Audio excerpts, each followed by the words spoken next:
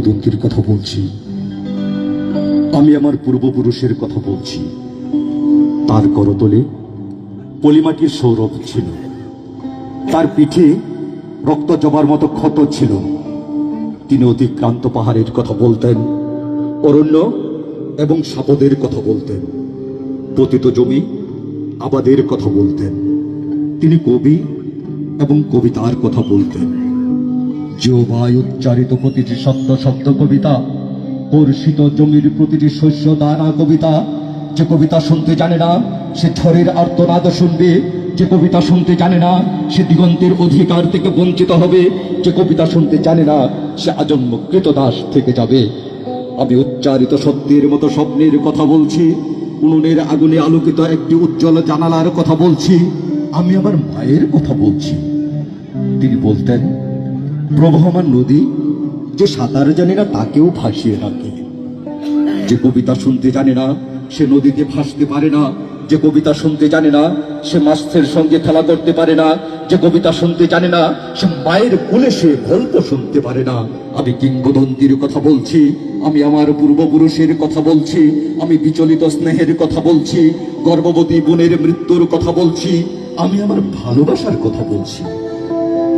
ভালোবাসা দিলে মা মরে যায়, যুদ্ধ আসে ভালোবেসে মায়ের ছেলেরা চলে যায়।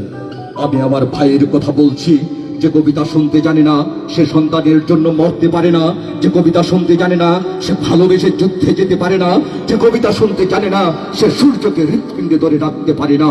আমি কিংবদন্তির কথা বলছি, আমি আমার পূর্বপুরুষের কথা বলছি। তার পিঠে রক্ত জবার মতো ক্ষত ছিল, তিনি কৃতদাস ছিলেন। আমরা কি তার মতো কবিতার কথা বলতে পারবো?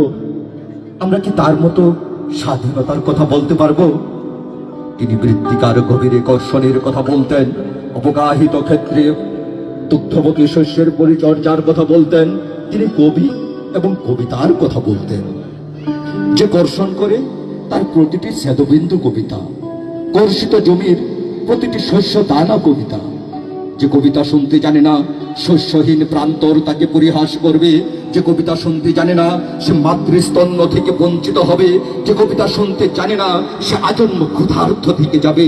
যখন প্রবঞ্চক ভূস্বামীর প্রচন্ড দাবদাহ আমাদের শস্যকে বিপর্যস্ত করলো, তখন আমরা শ্রাবণের মেঘের মতো দ্রুতবদ্ধ হলাম, বর্ষণের স্নিগ্ধ প্রলেপে মৃত মৃত্তিকাকে সঞ্জীবিত করলাম, বাড়ি সিক্ত ভূমিকে পরিচ্ছন্ন বীজ বপন করলাম, সুগঠিত ছেদবিন্দুর মতো শস্যের সৌকর্য অবলম্বন করলাম এবং এক অবিশ্বাস্য আঘ্রাণ